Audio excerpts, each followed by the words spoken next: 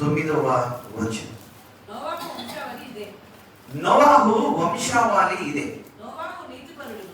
నోవాహు నీతిపరుడును తన తరములో నిందారహితుడనే ఉన్నాడు. మైకు తగిలేదు. నోవాహు తన తరములో ఎలా ఉన్నాడట? నిందారహితుడు, నీతిమంతుడును నిందారహితుడై ఉన్నాడు. అందుకని బైబిల్ గ్రంథంలో మనకి మొట్టమొదటిగా నీతిమంతుడిగా పిలువబడినటువంటి వారిలో మనకి ఎవరు కనిపిస్తున్నారు? మొదటిగా మనకు నోవాహు గారు కనిపిస్తున్నారు. ఎందుకు నోవాహు గారు నీతిమంతుడిగా పిలువబడ్డాడు చెప్పండి? నీతిమంతుడిగా నోవాహు గారు ఎందుకు పిలువబడ్డారు? విశ్వాసం. ఏమిటి నోవాహు గారికి ఉన్నటువంటి విశ్వాసం? నోవాహు గారికి ఉన్నటువంటి విశ్వాసం ఏంటి? నోవాహు గారికి ఉన్నటువంటి విశ్వాసం ఏంటంటే, నోవాహు గారు అది వరకు చూడని సంగతులను గురించి హెచ్చరించబడినప్పుడు, నోవాహు గారు ఏవైతే చూడలేదో వాటి గురించి దేవుడు హెచ్చరించినప్పుడు, దేవుని మాటను బట్టి అది వరకు చూడని వాటి యందు నోవాహు గారు ఏం చేశాడంటే విశ్వాసం ఉంచాడంట. నోవాహు గారు దేవుని చేత నీతిమంతుడని మొట్టమొదటిగా పిలువబడితే, ఇంతకీ నోవాహు గారు నీతిమంతుడిగా ఎందుకు పిలువబడ్డాడు అంటే ఆయనకున్న విశ్వాసం. ఇంతకీ నోవాహు గారికి ఉన్నటువంటి విశ్వాసం ఏంటి అని ఆలోచన చేస్తే, చూడని దాని యందు దేవుని మాటను బట్టి విశ్వాసం కలిగి ఉన్నాడు. హెబ్రీయులకు రాసినటువంటి పత్రిక, హెబ్రీయులకు రాసినటువంటి పత్రిక 11వ అధ్యాయం 7వ వచనాన్ని చూడండి ఒకసారి. హెబ్రీయులకు రాసినటువంటి పత్రిక 11వ అధ్యాయము 7వ వచనం. విశ్వాసమును బట్టి నోవాహు అది వరకు చూడని సంగతులను గూర్చి దేవుని చేత హెచ్చరింపబడిన వాడై, భయభక్తులు గలవాడై, తన ఇంటి వారి రక్షణ కొరకు ఒక ఓడను తయారు చేసుకున్నాడు. ప్రభునందు ప్రియులారా, బైబిల్ గ్రంథంలో నోవాహు గారు మొట్టమొదటిగా నీతిమంతుడిగా పిలువబడితే, నీతిమంతుడిగా నోవాహు గారు పిలువబడటానికి గల కారణం ఏంటంటే ఆయనకున్న విశ్వాసం. అయితే ఇంతకీ నోవాహు గారికి ఉన్నటువంటి విశ్వాసం దేని మీద? ఆయనకున్నటువంటి విశ్వాసం చూసి ఆయన నమ్మాడా? చూసిన వాటి యందు విశ్వాసం ఉంచాడంటే కాదు. నోవాహు గారి యొక్క విశ్వాసం ఏంటంటే అది వరకు చూడని సంగతులను గురించి దేవుడు హెచ్చరించినప్పుడు, అంతకుముందు ఈ జలప్రలయానికి ముందు ఈ జలప్రలయం కానివ్వండి, లేకపోతే ఈ తుఫాన్ లాంటివి కానివ్వండి, ఇటువంటివి లేవు. నోవాహు గారు చూడలేదు, తెలియదు ఆయనకి. కానీ దేవుడు చెప్పాడు. దేవుడు ఏమని చెప్పాడు? నోవాహు, ఈ తరము ప్రజల వలన నేను విసిగిపోయాను, కాబట్టి నేను ఎవరిని కూడా ఉంచాలనుకోవట్లేదు, అందరినీ కూడా తీసేయాలనుకుంటున్నాను. ఆకాశ తూములు విప్పి జలప్రలయం చేత అందరినీ కూడా నశింపచేయాలనుకుంటున్నారు, కాబట్టి నీ ఇంటి వారి కోసం ఒక ఓడ కట్టుకో అని దేవుడు నోవాహు గారికి చెప్తే, నోవాహు గారు ఏం చేశాడు? చూడని దాన్ని దేవుడు చెప్పాడు కనుక ఏం చేశాడు? నమ్మాడు. చూడని దాన్ని దేవుడు చెబితే నమ్మాడు నోవాహు గారు. అందుకని బైబిల్ గ్రంథంలో మొట్టమొదటిగా నోవాహు గారు నీతిమంతుడు అని ఆయన పిలువబడ్డాడు అన్నటువంటి విషయాన్ని ప్రియులరా ఇక్కడ ఖచ్చితంగా మనం జ్ఞాపకం ఉంచుకోవాల్సినటువంటి ప్రాముఖ్యమైన విషయం. అంటే వారి విశ్వాసము ఏమై ఉందంటే మనకు మాదిరి అయి ఉంది. వారి విశ్వాసం అనేది మనకు మాదిరిగా ఉండాలని దేవుడు బైబిల్ గ్రంథములో వారి విశ్వాసమును గురించిన విషయాలు ఆయన శాశ్వతంగా ఆయన వ్రాయించాడు. శాశ్వతంగా మనకు మాదిరికరంగా ఉండాలని వారి విశ్వాసమును గురించినటువంటి విషయాలన్నీ కూడా దేవుడు ఏం చేశాడంటే వ్రాయించాడు గ్రంథంలో. అంతేకాదు వారి విశ్వాసము మిగతా వారి కంటే వారిని ప్రత్యేకమైన వారిగా చేసింది. విశ్వాసమే. ఒక నోవాహు గారు కానివ్వండి, తర్వాత ఒక హేబేలు గారు కానివ్వండి, ఒక అబ్రహాము గారు కానివ్వండి, ఒక ఆనోకు గారు కానివ్వండి, ఎవరైతే ఉన్నారో ఈ పితరులు, ఈ పెద్దలు ఎవరైతే ఉన్నారో వీరిని మిగతా వారి కంటే ప్రత్యేకమైన వారిగా చేసింది ఏంటో తెలుసా? వారి యొక్క విశ్వాసం. అంటే విశ్వాసం అనేది అంత గొప్పదా? విశ్వాసం అనేది అంత ప్రాముఖ్యమైనదా? విశ్వాసం అనేది అంత అవసరమా అంటే చాలా స్పష్టంగా చెబుతుంది వాక్యం, అవును అని. ఇంతకీ విశ్వాసం అంటే ఏంటి? అదృశ్యమైనవి చెప్పండి ఉన్నవి అని నమ్మటమే విశ్వాసం. నోవాహు గారు అలాగే నమ్మాడు, హేబేల్ గారు అలాగే నమ్మాడు, హానోకు గారు అలాగే నమ్మాడు, అబ్రహాం గారు కూడా అలాగే నమ్మాడు. చూసి నమ్మిన విశ్వాసం కాదు వీళ్ళది. చేసిన తర్వాత చూసి నమ్మినటువంటి విశ్వాసం కాదు వాళ్ళది. అదృశ్యమైనవి ఉన్నవి అని వాళ్ళు నమ్మారు. దేనిని బట్టి అంటే దేవుడు చెప్పిన మాటను బట్టి. జలప్రళయం వస్తుందా? వస్తుందంటే ఫిక్స్ అయిపోను. నేను చూడలేదు కదా, ఒకసారి నాకు శాంపిల్ ఏమైనా చూపిస్తావా అనలేదు నోవాహు గారు. మనమైతే అడుగుతాం అలాగే. జలప్రళయం వస్తుందని చెప్తున్నావు దేవా, ఇంతవరకు నేను చూడలేదు, అసలు అది ఎలా ఉంటుందో ఊరక నాకు కనీసం దర్శనంలో అన్నా చూపించు, ఆ తర్వాత నేను ఓడగడతాను అనలేదు ఆయన. దేవుడు చెప్పాడు కాబట్టి ఏం చేశాడు? నమ్మాడు. దేవుడు చెప్పితే అంతే, ఇంకా తిరుగుండదు. అది వాళ్ళ విశ్వాసం. వస్తుంది అన్నాడు, వచ్చిందంతే. దేవుని మాట మీద నమ్మిక ఉంచి అది వరకు చూడనటువంటి జలప్రలయాన్ని వస్తుందని నమ్మి నోవాహుకు ఓడగడుతుంటే మిగతా వాళ్ళు ఎలా చూసుంటారు నోవాహు గారిని? మిగతా వాళ్ళు నోవాహు గారిని ఎలా చూసుంటారు? పిచ్చోడుగా చూసుంటారు కదా.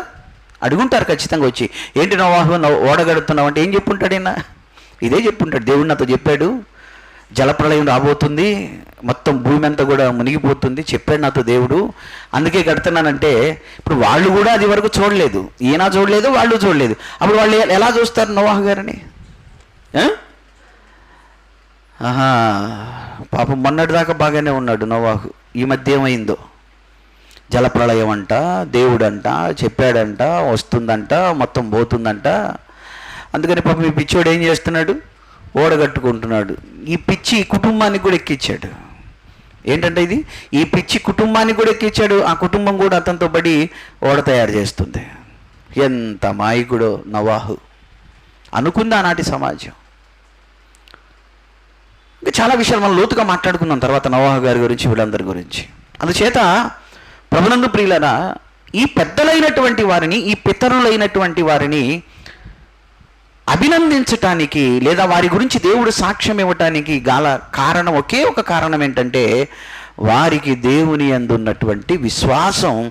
ఆ విశ్వాసం మిగతా వారి కంటే వీళ్ళని ఏం చేసింది? ప్రత్యేకమైన వారిగా చూపించింది. ఇప్పుడు ప్రశ్న ఏంటంటే, మరి మన విశ్వాసం ఎలాగుంది అనేది ప్రశ్న. దేవుడు మన గురించి ఏదైనా మాట్లాడాలి అన్నా, దేవుడు మన గురించి సాక్ష్యం ఇవ్వాలి అంటే, మన పెద్ద గొప్ప జ్ఞానవంతులమైతే దేవుడు మన గురించి మాట్లాడు, మన గురించి సాక్ష్యం ఇవ్వడు. ఈ లోకపరంగా మనకు ఐశ్వర్యం ఉంటే, ఐశ్వర్యం ఉంది కనుక మన గురించి దేవుడు మాట్లాడతాడంటే మాట్లాడు. మన సంఘంలో పెద్ద గొప్ప తలాంతులు కలిగినటువంటి వారం కాబట్టి దాని గురించి దేవుడు మన గురించి మాట్లాడతాడంటే మాట్లాడు. దేవుడు ఒకవేళ మన గురించి మాట్లాడాలి అంటే, ఒకవేళ దేవుడు మన గురించి సాక్ష్యం ఇవ్వాలి అంటే, దేనిని బట్టి దేవుడు మన గురించి సాక్ష్యం ఇస్తాడు అంటే చెప్పండి? విశ్వాసం. ఎటువంటి విశ్వాసం అది?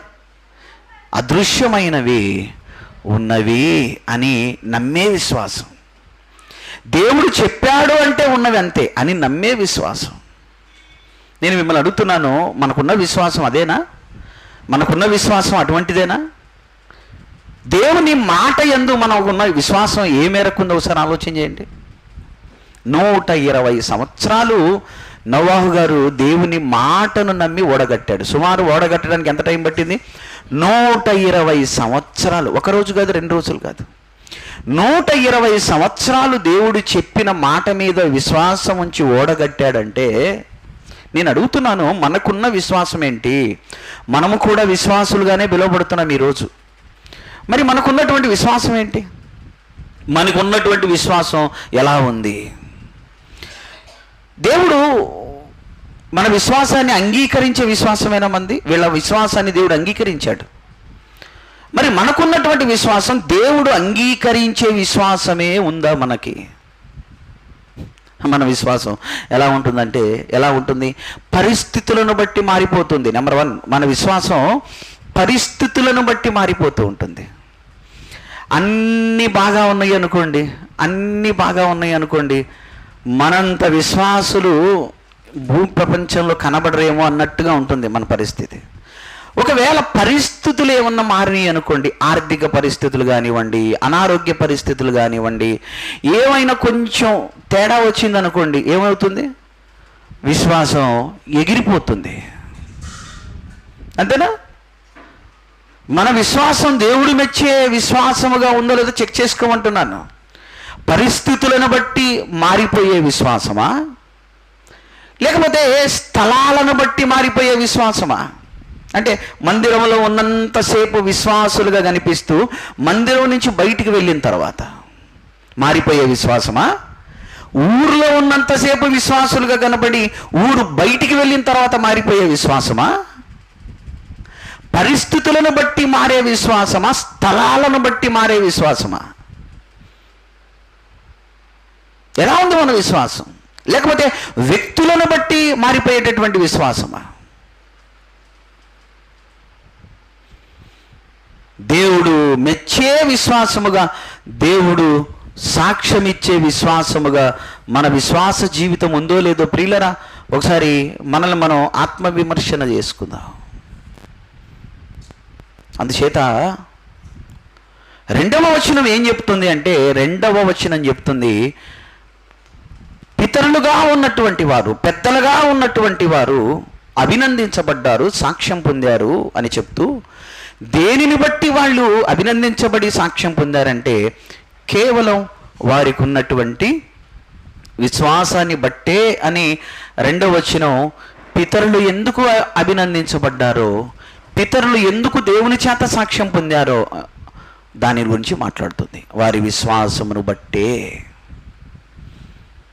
కాబట్టి రెండవ వచనం నుంచి మనం నేర్చుకోవాల్సిన పాఠం ఏంటంటే, దేవుడు మనల్ని అభినందించాలన్నా లేదా దేవుడు మన గురించి సాక్ష్యం ఇవ్వాలి అన్నా మన తలాంతులను బట్టి ఇవ్వడు, మనకుండే ఐశ్వర్యాన్ని బట్టి ఇవ్వడు, మనకుండే అధికారాన్ని బట్టి ఇవ్వడు. చెప్పండి, మనకుండే జ్ఞానాన్ని బట్టి దేవుడు మన గురించి సాక్ష్యం ఇవ్వడు. కానీ దేవుడు ఒకవేళ మన గురించి సాక్ష్యం ఇవ్వాలి అంటే చెప్పండి, దేనిని బట్టి ఇస్తాడు? విశ్వాసమును బట్టే ఇస్తాడు. విశ్వాసం అంటే మొదటి వచనం, అదృశ్యమైనవి ఉన్నవి అని నమ్మడమే విశ్వాసం. పరిస్థితులను బట్టి మారిపోయే విశ్వాసం కాదు, స్థలాలను బట్టి మారిపోయే విశ్వాసం కాదు, వ్యక్తులను బట్టి మారిపోయే విశ్వాసం కలిగి ఉన్నాం అనుకోండి, దేవుడు ఎప్పటికీ మన విశ్వాసాన్ని ఆయన ఆమోదించడు, మన విశ్వాసాన్ని గురించి ఆయన సాక్ష్యం ఇవ్వడు. అందుచేత మనము అభినందించబడాలి అంటే, సాక్ష్యం పొందాలి అంటే మన విశ్వాసము సరి అయినదిగాను వాక్యానుసారమైనదిగా ఉంటేనే తప్ప దేవుడు సాక్ష్యం ఇవ్వడు మన గురించి అని రెండవ వచనం నుంచి మనం నేర్చుకోవాల్సినటువంటి పాఠం. అర్థమైంది కదా? రెండవ వచనం క్లియర్ కదా? మూడవ వచనానికి వెళ్ళిపోదాం. ఇప్పుడు మూడవ వచనం ఏం మాట్లాడుతుందో చూద్దాం. మూడవ వచనం ఏ విషయాలను తెలియజేస్తుందో చూద్దాం ఒకసారి. మూడవ వచనం హెబ్రీయులకు రాసినటువంటి పత్రిక 11వ అధ్యాయం 3వ వచనం. 2 చదువుకొని 3కి వెళ్దాం. ఇప్పుడు నేను మొదటి 2 వచనాలు చూద్దాం. విశ్వాసమనున్నది నిరీక్షింపబడు వాటి యొక్క నిజస్వరూపమును అదృశ్యమైనవి ఉన్నవి అన్నటకు రుజువై ఉంది. మొదటి వచనం. రెండవ వచనం దానిని బట్టే, దేనిని బట్టి అంటే మొదటి వచనంలో దేని గురించి అయితే మాట్లాడాడో, మొదటి వచనంలో ఏ విశ్వాసాన్ని గురించి అయితే మాట్లాడాడో, ఇప్పుడు దాని గురించి రెండవ వచనంలో మాట్లాడుతూ దానిని బట్టి ఏ పెద్దలు సాక్ష్యము పొందిరి. ఇక్కడ పెద్దల పేర్లు ప్రస్తావించకపోయినా ఈ పెద్దల లిస్టులో కొంతమంది ఉన్నారు అని చెప్పాను. అందులో ఒక ఆనోకు గారు ఉన్నారు, ఒక హేబేలు గారు ఉన్నారు, నోవాహు గారు ఉన్నారు, అబ్రహాం గారు ఉన్నారు. వీరు అభినందించబడ్డారు అన్న, సాక్ష్యం పొందారు అన్న దేనిని బట్టి పొందారు? విశ్వాసాన్ని బట్టియే. బైబిల్ గ్రంథంలో మొట్టమొదటిగా నీతిమంతుడిగా నోవాహు గారు పిలువబడ్డాడు. కారణం విశ్వాసమును బట్టియే. ఏమిటి అనుకున్నటువంటి విశ్వాసం అంటే, అది వరకు చూడనటువంటి సంగతులను గురించి హెచ్చరించబడి దేవుని మాటను బట్టి నమ్మాడు గనుక ఆయన నీతిమంతుడిగా పిలువబడ్డాడు. అందుచేత మనం దేవుని చేత సాక్ష్యము పొందాలి అంటే ఖచ్చితంగా మనకు కూడా విశ్వాసం అవసరం. ఆ విశ్వాసం అనేది వాక్యానుసారమైనది ఉండాలి. వాక్యానుసారమైన విశ్వాసం అంటే చూసి నమ్మేది కాదు. వాక్యానుసారమైనటువంటి విశ్వాసం అంటే అదృశ్యమైనవి ఉన్నవి అని దేవుడు చెప్పినప్పుడు, భవిష్యత్తులో నేను మీకు ఇది చేస్తానని దేవుడు చెప్పినప్పుడు, అది ప్రస్తుత కాలంలో మనం పొందుకోకపోయినా దేవుడు చెప్పాడు కాబట్టి ఖచ్చితంగా చేస్తాడు, ఖచ్చితంగా ఉంది అని నమ్మేదే అదృశ్యమైనదని ఉన్నవి అని నమ్మేటటువంటి విశ్వాసం.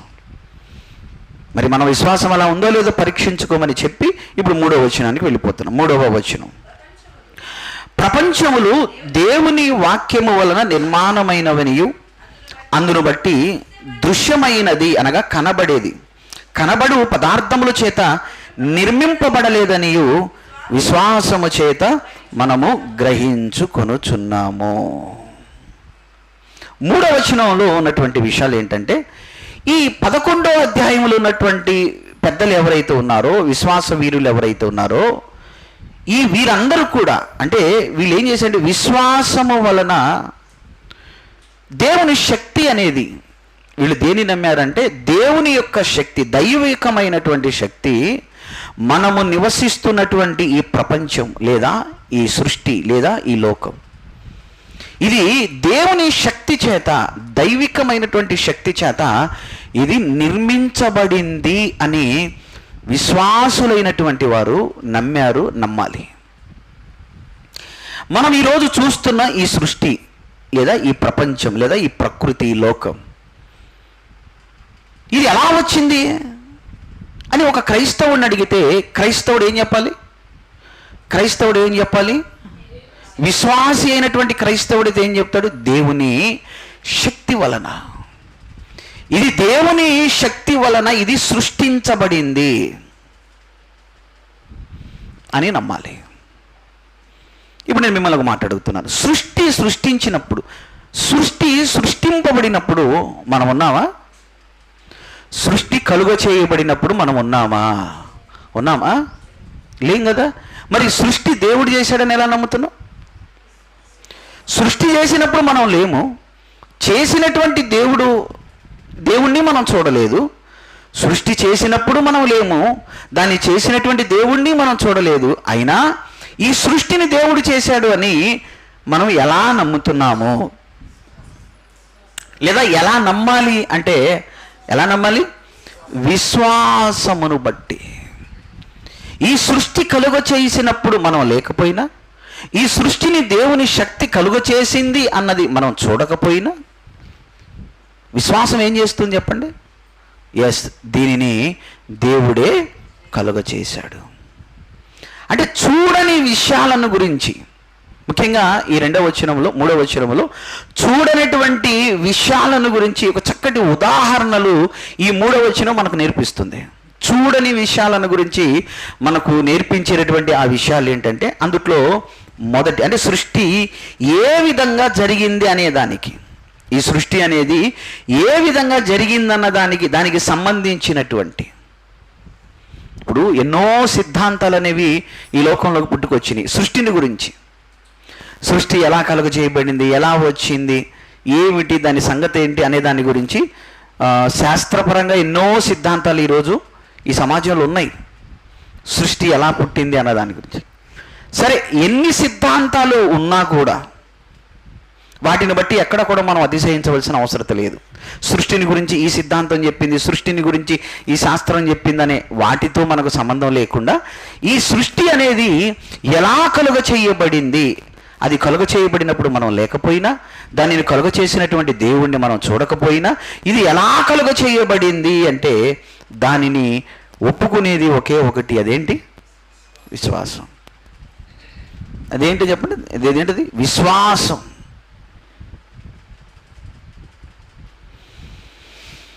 అదే చెప్తున్నాడు 3వ వచనంలో. ఈ గ్రంథకర్త ఏం చెప్తున్నాడంటే, ఎన్ని సిద్ధాంతాలు, ఎన్ని విషయాలు ఈ సృష్టి గురించి మాట్లాడినా విశ్వాస హృదయాలు మాత్రం ఏం చేస్తాయంటే, ఇది దేవుని శక్తి చేత నిర్మించబడింది ఈ సృష్టి అని విశ్వాస హృదయాలు నమ్ముతాయి.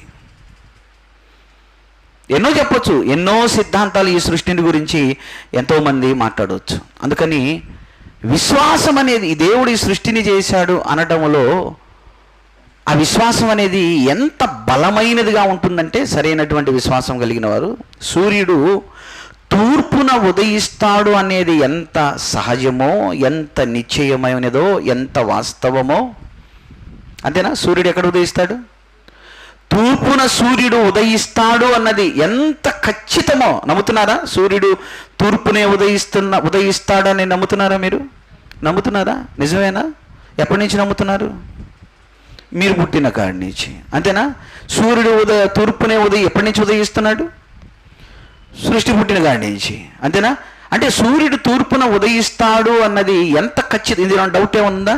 అప్పుడప్పుడు తూర్పున కాకుండా పడమట, అప్పుడప్పుడు దక్షిణాన్ని ఏమన్నా అలా వస్తాడా టైంపాస్ చేయడానికి? లేదా ఖచ్చితంగా తూర్పునే ఉదయిస్తాడా? 100%? ఇది ఎంత ఖచ్చితమో, ఇది ఎంత నిశ్చయమైనటువంటి విషయమో అదేవిధంగా ఆదియందు దేవుడు భూమి ఆకాశములను సృజించెను అన్నది కూడా అంతే ఖచ్చితం, అంతే వాస్తవం, అంతే నిశ్చయత అని విశ్వాస హృదయాలు నమ్ముతాయి.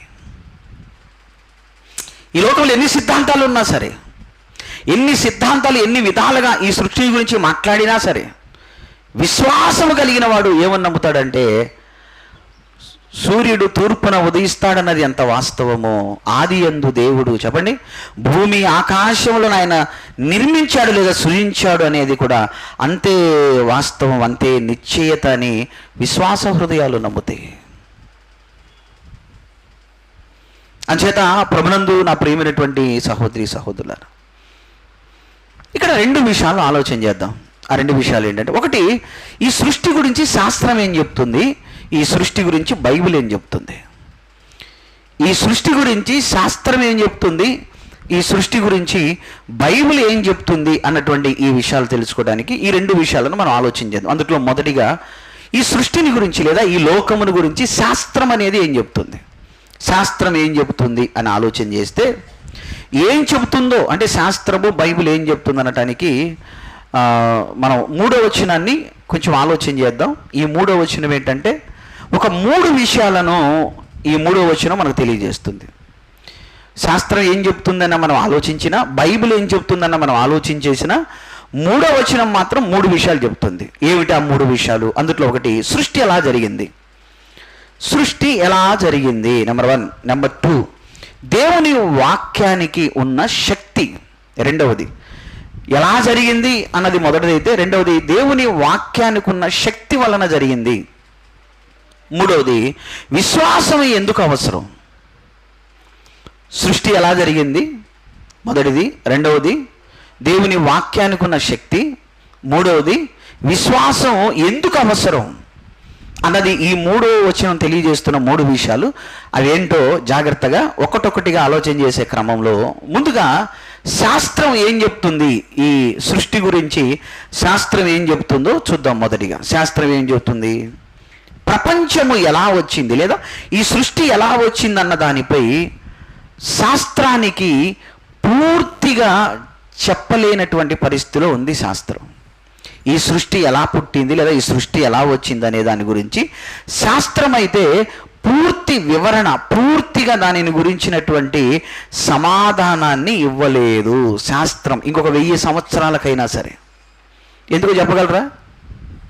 ఎందుకు చెప్పండి? సృష్టి ఎలా పుట్టిందో శాస్త్రము ఒక పూర్తిగా సమాధానం ఇవ్వలేదు, భవిష్యత్తులో కూడా ఇవ్వలేదు అనేది ఇంత గట్టిగా ఎందుకు చెప్తున్నాను మీరు చెప్పండి, కొంచెం ఆలోచన చేసి. చిన్న పాయింటే.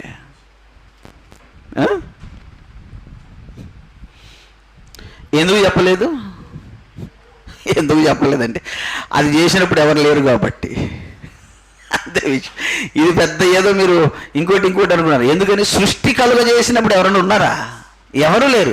సృష్టి కలుగ చేసినప్పుడు ఎవరూ లేనప్పుడు సృష్టి ఎలా కలుగ చేయబడిందో ఎవడు చెప్పగలడు? ఏ పరిశోధన చేసి కనిపెట్టగలడు? సృష్టి ఎలా పుట్టిందో ఊహల్లో 100 మాటలు చెప్పొచ్చు, కానీ సృష్టి ఎలా కలుగ చేయబడింది అని చెప్పే ఎన్ని ప్రయత్నాలు చేసినా, దాని మీద ఎన్ని సిద్ధాంతాలు వచ్చినా, ఎన్ని వేల కోట్ల రూపాయలు ఖర్చు చేసి, లక్షల కోట్ల రూపాయలు ఖర్చు చేసినా దానిని గురించి ఎప్పటికీ తెలుసుకోలేరు. కారణం ఏంటంటే సృష్టి కలుగ చేసినప్పుడు ఏ నరుడును లేడు. అంతేనా? దేవుడు నరుని ఎప్పుడు చేశాడు? చివరి రోజున చేశాడు. కాబట్టి సృష్టి కలిగించినప్పుడు ఎవరూ లేనప్పుడు సృష్టి ఎలా కలుగ చేయబడిందని ఏ శాస్త్రం చెప్తుంది? ఏ సిద్ధాంతం చెప్పగలదు? అందుకని నేను ఏమంటున్నానంటే శాస్త్రం అనేది సృష్టికి సంబంధించి పూర్తిగా ఎలా సృష్టించబడింది అనే దానికి పూర్తిగా సమాధానాన్ని ఇవ్వలేదు. అంటే ఒకటి పదార్థం ఎలా వచ్చింది చెప్పలేదు, పదార్థం ఎలా వచ్చిందో చెప్పలేదు. మొదటిది పదార్థం. రెండవది శక్తి, దీనిని కలుగజేసినటువంటి శక్తి ఏంటి అనేది కూడా చెప్పలేదు. 2, 3 కాలం, ఈ కాలం అనేది ఎలా కలుగ చేయబడింది అనేది కూడా చెప్పలేదు. 4 స్థలం, ఇవి ఎలా వచ్చాయి అన్నటువంటి విషయాన్ని కూడా సృష్టి శాస్త్రం చెప్పలేదు. ఏంటి? 1 పదార్థం, 2 శక్తి, 3 కాలం, 4 స్థలం. ఇవన్నీ ఎక్కడ నుండి వచ్చాయో అన్న ప్రశ్నకు శాస్త్రం అనేది పూర్తిగా చెప్పలేకపోతుంది, భవిష్యత్తులో కూడా చెప్పలేదు. అయితే శాస్త్రం ఏం చెప్పిందంటే ఒక విషయం అయితే చెప్పింది. ఏం చెప్పింది? ఇప్పుడు మనం చూస్తున్నది ఏదైతే ఉందో, శాస్త్రం ఏం చెప్పిందంటే ఇప్పుడు మనం చూస్తున్నది ఏమిటి? మనం చూసేది 1 నక్షత్రాలు, 2 భూమి, 3 మనిషి. ఏదైతే ఇప్పుడు మనం చూస్తున్నామో 1 నక్షత్రాలు, 2 భూమి, తర్వాత మనిషి, ఇవన్నీ ఎలా వచ్చినాయని చెప్తుందంటే శాస్త్రం మొట్టమొదట కనబడని స్థితి నుండి ఇవి వచ్చాయి. ఇప్పుడు మనం చూస్తున్న ఈ నక్షత్రాలైనా, మనం చూస్తున్న భూమి అయినా, మనం చూస్తున్నటువంటి మనిషి అయినా ఎలా వచ్చిందని శాస్త్రం చెప్తుందంటే, ఎలా చెబుతున్నా, మొట్టమొదట కనబడని స్థితి నుండి వచ్చాయి. కనబడని స్థితి నుండి అంటే ఉదాహరణకి కనబడని ఆ స్థితి ఏంటంటే వీళ్ళు చెప్పేదంటే 1 శక్తి, కనబడనిది ఏంటి? ఏదో శక్తి ఉంది మొత్తానికి.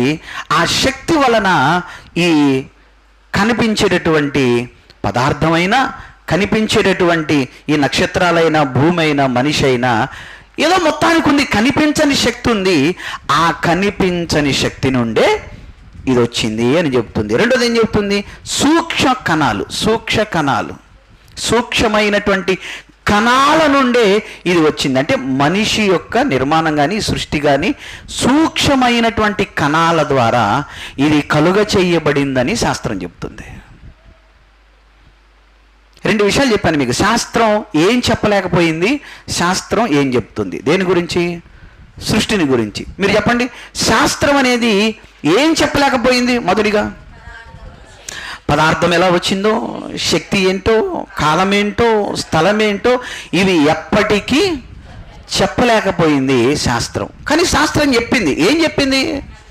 మనం చూస్తున్నది ఏదైనా, ఇప్పుడు ఈ నక్షత్రమైనా, ఈ భూమి అయినా, ఇందులో ఉన్న సమస్తమైన మనిషి అయినా, ఇవన్నీ కూడా ఎలా వచ్చినాయి అంటే కనిపించని దాని నుండి వచ్చినాయి. ఏమిటి ఆ కనిపించింది అంటే? 1 శక్తి, ఏదో మొత్తానికి శక్తి ఉంది. రెండవది సూక్ష్మమైనటువంటి కణాల ద్వారా ఇవి ఏర్పడినది అని శాస్త్రం దీని గురించి ఇచ్చిన సమాధానం. అంటే సృష్టిని గురించి శాస్త్రం ఏం చెప్పింది అనడానికి ఒక చిన్న సమాచారం. ఓకేనా? రైట్. బైబిల్ ఏం చెప్పింది మరి? శాస్త్రమేమో ఇది చెప్పింది. మరి బైబిల్ ఏం చెప్పింది ఈ సృష్టిని గురించి అని ఆలోచన చేస్తే ఏం చెప్పింది అంటారు? ఆదికాండం 1వ అధ్యాయం 1వ వచనం. బైబిల్ ఏం చెప్పిందో చూడండి. ఆదికాండము 1వ అధ్యాయం 1వ వచనం. ఆదికాండం 1వ అధ్యాయం 1వ వచనం. ఆదియందు దేవుడు భూమి ఆకాశములను సృజించెను. బైబిల్ ఏం చెప్పింది? శాస్త్రం ఏముంది? ఏదో శక్తి ఉంది, ఇది అందువల్ల ఆ శక్తి వలన ఇది వచ్చింది. బైబిల్ అంటుంది ఈ సృష్టి ఎలా వచ్చిందంటే ఆదియందు దేవుడు దీనిని చేశాడు. ఎవరు చేశారు దీన్ని? దేవుడు చేశాడు. కీర్తనల గ్రంథం 33వ కీర్తన. కీర్తనల గ్రంథము 33వ కీర్తన. ఒకసారి 6వ వచనాన్ని కూడా చూద్దామా? కీర్తనల గ్రంథము 33వ కీర్తన 6వ వచనం. 33:6. యెహోవా వాక్కు చేత ఆకాశములు కలిగెను, ఆయన నోటి ఊపిరి చేత వాటి సర్వ సమూహమును కలిగెను. దేని చేత అంట? యెహోవా వాక్కు చేత, ఆయన మాట చేత. రోమీలకు రాసిన పత్రిక 4వ అధ్యాయం. ఇంకా రిఫరెన్స్లు కావాలా? రాసుకొని తర్వాత చూడండి. రోమీలు రాసిన పత్రిక అంటే 1వ అధ్యాయము, ఆదికాండం 1వ అధ్యాయము 6-7 వచనాలు రాసుకోండి. యోహాను సువార్త 1వ అధ్యాయం 3 రాసుకోండి. హెబ్రీ పత్రిక 11వ అధ్యాయం 3 రాసుకోండి. పేతురు గారు రాసిన 2వ పత్రిక 3-5 రాసుకోండి. ఇప్పుడు ఇంకొక వచనం చూద్దాం. ఇప్పుడు రోమీలకు రాసినటువంటి పత్రిక 4వ అధ్యాయం. రోమీలకు రాసినటువంటి పత్రిక 4వ అధ్యాయము ఒకసారి 17వ వచనాన్ని కూడా చూడండి. రోమీలకు రాసినటువంటి పత్రిక 4వ అధ్యాయము 17వ వచనం. 4:17.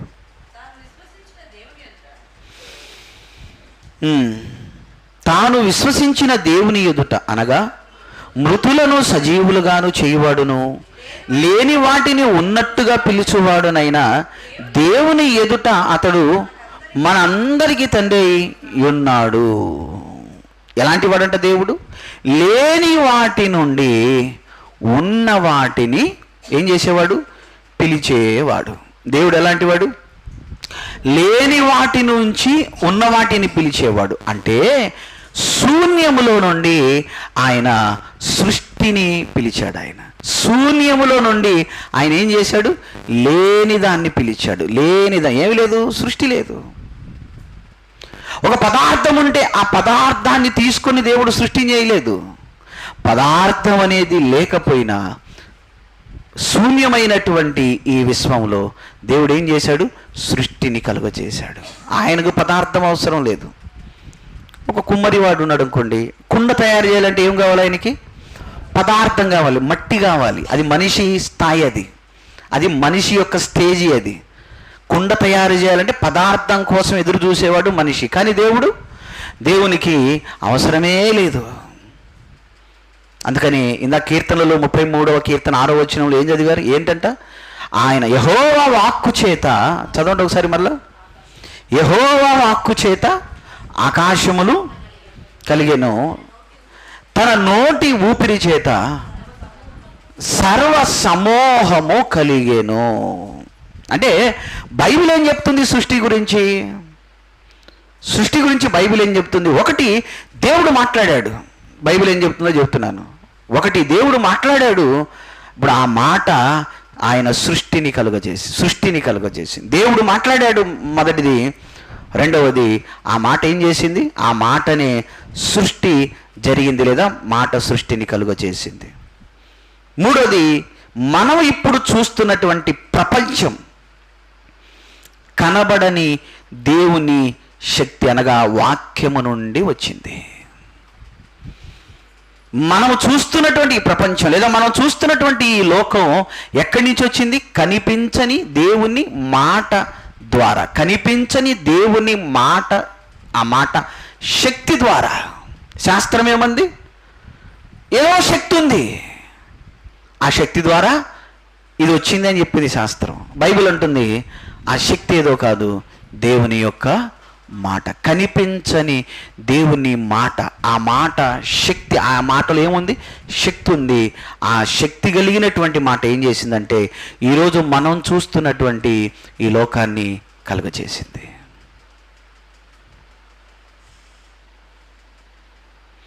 అందుకని మొట్టమొదటిగా మనం దేవుణ్ణి చూసామా అంటే చూడలేదు. అలాగే ఈ సృష్టి కలుగ చేయబడినప్పుడు మనం ఉన్నామా, దాన్ని మనం చూసామా అంటే లేదు. అయితే దేవుడు ఉన్నాడు అని మనం నమ్ముతున్నాం. దేవుడిని చూడకపోయినా ఏమని నమ్ముతున్నాం? దేవుడు ఉన్నాడు అని నమ్ముతున్నాం. దేవుడు ఉన్నాడని మనం నమ్ముతున్నాం. అలాగే ఉన్నటువంటి ఆ దేవుడే ఈ సృష్టిని చేశాడని కూడా మనం నమ్మాలి. నమ్మడమే చెప్పండి విశ్వాసం. నువ్వు దేవుణ్ణి చూడకపోయినా దేవుడు ఉన్నాడని మనం నమ్ముతున్నాం.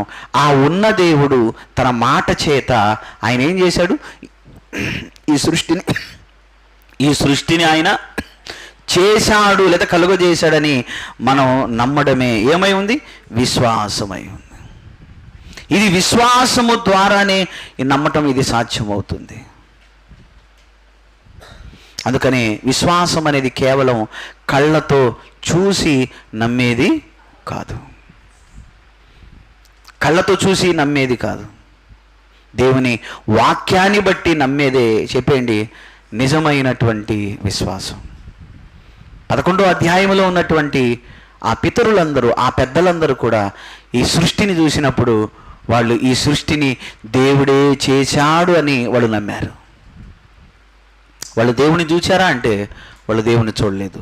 ఈ సృష్టి కలుగజేసేటప్పుడు వాళ్ళు ఉన్నారా అంటే వాళ్ళు లేరు. కానీ చూడని దేవుణ్ణి, వాళ్ళు చూడని దేవుడు ఉన్నాడని నమ్మారు. ఆ ఉన్న దేవుడే తన మాట చేత దీనిని కలుగచేశాడు అని వాళ్ళు నమ్మారు. అలా నమ్మటానికి వాళ్ళకి ఆధారం దేవుని యొక్క మాట, దేవుని యొక్క వాక్యం. అందుకని మరలా గుర్తు చేస్తున్నాను, విశ్వాసం అనేది చూసిన దానిని బట్టి నమ్మేది కాదు. విశ్వాసం అనేది అదృశ్యమైనవి ఉన్నవి అని నమ్మటానికి రుజువై ఉంది. నిజంగా అదృశ్యమైనవి ఉన్నాయా? అదృశ్యమైనవి ఉన్నాయా? మనకు కనిపించకపోయినా అవి ఉన్నవని నమ్మటం సాధ్యమేనా? ఉదాహరణకి ఎలా సాధ్యం అంటే, ఉదాహరణకి ఫోన్ తీసుకోండి, మీ మొబైల్. మీరు ఫోన్లో మాట్లాడుతూ ఉంటారు, కానీ మీరు ఫోన్లో మాట్లాడుతున్నప్పుడు ఆ ఫోన్కు సంబంధించినటువంటి తరంగాలు, ఇంగ్లీష్లో ఏమంటారు, సిగ్నల్సేనా, ఆ తరంగాలు అనేవి కనిపిస్తాయి ఏమన్నా మీకు?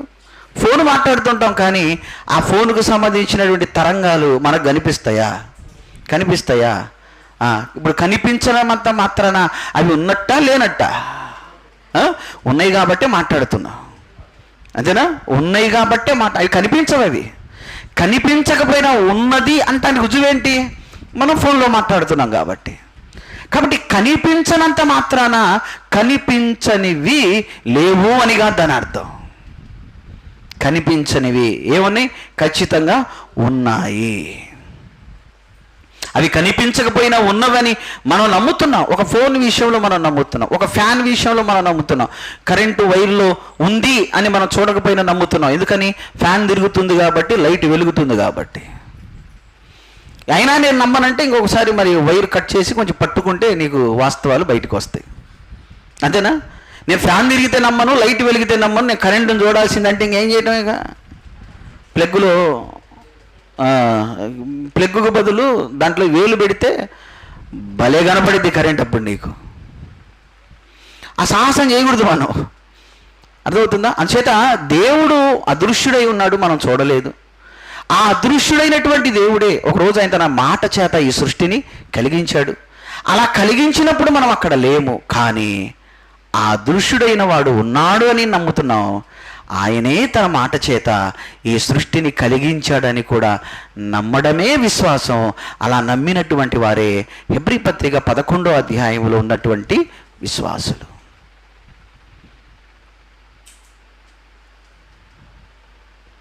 కాబట్టి ప్రభునందు ప్రియమైనటువంటి దేవుని బిడ్డలు, అందుకనే ఈ సృష్టిని మనం చూసినప్పుడు, ఈ సృష్టిని పరిశీలన చేసినప్పుడు ఇది దేవుని శక్తిని తెలియజేస్తుందంట. దేవుడు కనిపించకపోయినా దేవుని శక్తిని తెలియజేసేది ఈ సృష్టిని జాగ్రత్తగా మనం ఆలోచన చేస్తే దేవుని శక్తిని అది తెలియజేస్తుంది అంటున్నాడు చూడండి పౌలు గారు. రోమీలకు రాసినటువంటి పత్రిక 1వ అధ్యాయము, రోమీలకు రాసినటువంటి పత్రిక 1వ అధ్యాయం 19-20 వచనాలు. రోమీలకు రాసినటువంటి పత్రిక 1వ అధ్యాయము ఒకసారి 19-20 వచనాలను చూద్దామా? 19-20 వచనాలు. ఎందుకనగా దేవుని గురించి తెలియశక్యమైనదేదో అది వారి మధ్య విషదమై ఉన్నది. దేవుడు అది వారికి విషదపరిచెను. ఆయన అదృశ్య లక్షణములు అనగా ఆయన నిత్య శక్తియు దైవత్వమును జగతుత్పత్తి మొదలుకొని సృష్టింపబడిన వస్తువులను ఆలోచించుట వలనే తేటపరుచున్నది. ఇప్పుడు దేవుని శక్తి మనకు తెలియాలి అంటే ఈ సృష్టిని చూస్తే మనకు అర్థమైంది అంటున్నాడు. కోట్ల సంవత్సరాల నుంచి బగబగ సూర్యుడు చూడండి మండిపోతున్నాడు. దాన్ని చూస్తే మనకి ఏమర్థం అవుతుంది? అందులో దేవుని శక్తి కనపడలేదు. దీన్ని దేవుని శక్తి నిర్మించిందనేది మనకు అనిపించట్లేదా? ఒక మనిషి దాన్ని చేయగలడా? దానికే ఇది రాగలదా? సముద్రం దగ్గరికి వెళ్ళినప్పుడు ఆ సముద్రం యొక్క తరంగాలు చూసినప్పుడు ఏమనిపిస్తుంది? దీన్ని దేవుని శక్తి నిర్మించింది అని అనిపించట్లేదా? ఇది దేవుని శక్తి వల్ల జరిగిందనే ఆలోచన రావట్లేదు. ఈ ప్రకృతిలో ఉన్నటువంటి ప్రతీది మీరు ఆలోచన చేయండి. ఈ ప్రకృతిలో ఉన్న ప్రతీది కూడా ఏం చేస్తుందంటే ఆయన యొక్క నిత్య శక్తియు ఆయన యొక్క దైవత్వమును తెలియజేస్తుంది. క్రమాన్ని చూడండి, సృష్టిలో ఉన్న క్రమం, సృష్టిలో ఉన్నటువంటి క్రమాన్ని చూడండి. ఈ క్రమం ఎక్కడి నుంచి వచ్చింది? దేవునిలో నుండే వచ్చింది. ఎందుకంటే దేవుడు క్రమము కలిగిన వాడు, క్రమానికి కర్త దేవుడు. క్రమానికి కర్త ఎవరు? దేవుడు. దేవునిలో ఉన్నటువంటి ఆ క్రమమే మనకి ఎక్కడ కనపడుతుంటుంది? ఈ సృష్టిలో కనపడుతుంది. అంచేత ప్రభునందు ప్రియమైన దేవుని బిడ్డలారా, విశ్వాసం అంటే కనిపించనటువంటి దేవుడు ఉన్నాడని నమ్మడమే కాదు, విశ్వాసం అంటే ఆ కనిపించని దేవుడే కనిపిస్తున్న ఈ సృష్టిని తన మాట ద్వారా చేశాడు అని నమ్మడమే విశ్వాసం.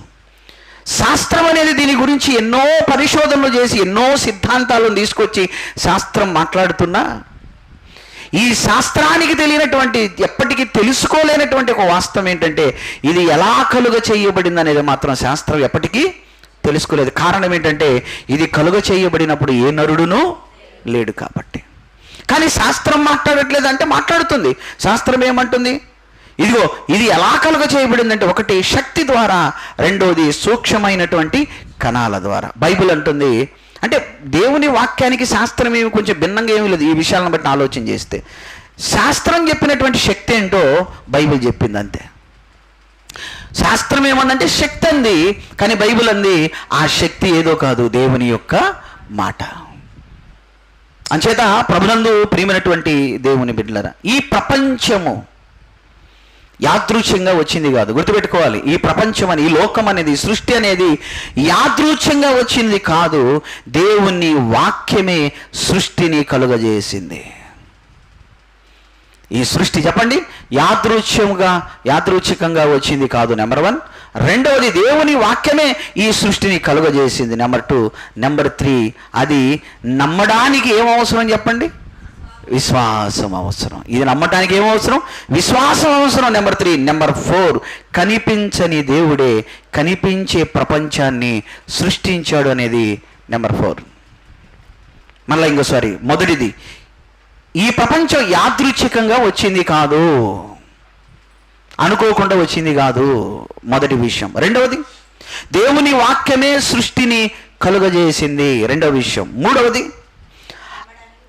అది నమ్మటానికి విశ్వాసం అనేది అవసరం. నాలుగవది కనిపించని దేవుడే కనిపించే ప్రపంచాన్ని సృష్టించాడు. ఒకసారి ఇదంతా మైండ్లో పెట్టుకుని 3వ వచనానికి రండి. హెబ్రీయులకు రాసినటువంటి పత్రిక 11వ అధ్యాయం మళ్ళా 3వ వచనం. ప్రపంచములు దేవుని వాక్యము వలన నిర్మాణమైనవనియు, అందును బట్టి దృశ్యమైనది అంటే కనిపించేది, కనబడే పదార్థముల చేత ఈ సృష్టి నిర్మించబడలేదు. కనిపించే ఒక పదార్థాన్ని తీసుకొని ఈ సృష్టి రాలేదు, లేదా ఈ సృష్టిని చెయ్యలేదు.